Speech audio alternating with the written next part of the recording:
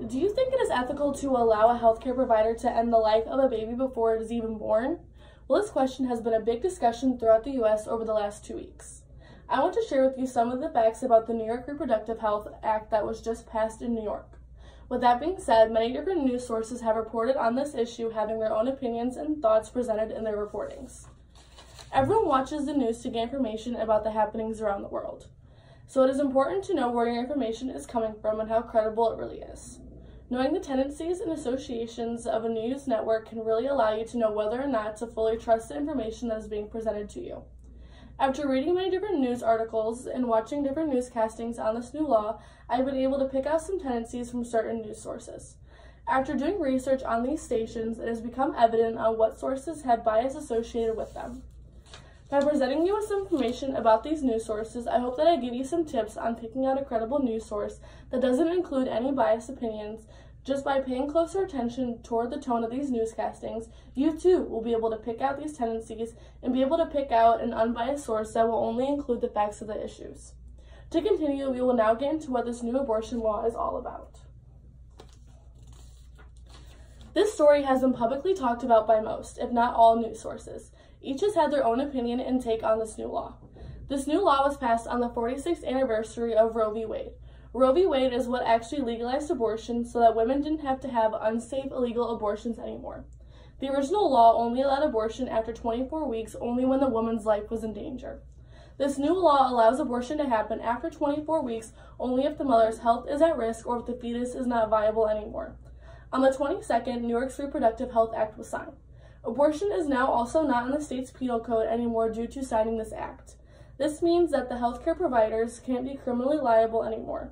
Now, medical professionals who are not doctors can now perform abortions in New York.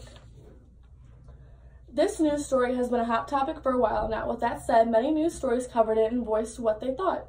While conducting my research, I found 5 news articles that had covered the story. Abortion usually tends to be a biased topic based on your gender or political affiliation.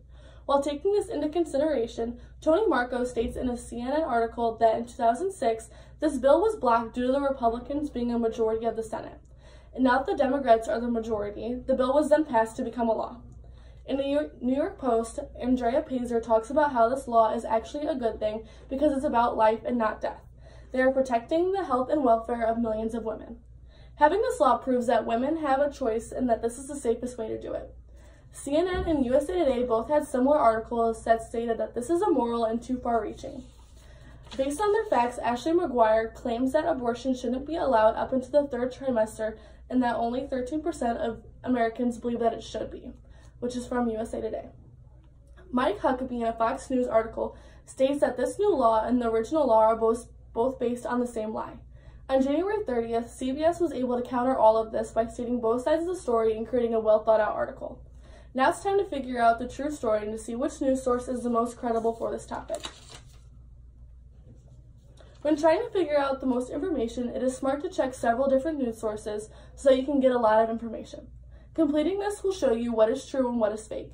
CBS and the New York Post counteract each other.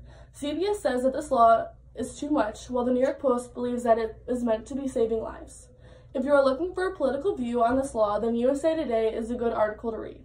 Fox News wants the lie to stop and wants us all to believe that all lives are just as valuable now as to when they're in the womb. CNN included both the political view and the majority's opinion on it. I would say that CNN is the best article to read due to it containing the different sides and their viewpoints. Now that we have all of our information from our sources, we're able to finally conclude what source seems to be the most credible. After viewing the news sources, I was able to identify CBS as the most credible source. CNN, USA Today, and Fox News tended to give their views on the law by directing their focus on this law being unethical and not supported by the majority of the people. After reading a New York Post article, I was able to see that they supported the law and thought it was a necessity to add. I hope that giving you some tips and tendencies of certain news sources will allow you to distinguish the credible sources from the biased sources.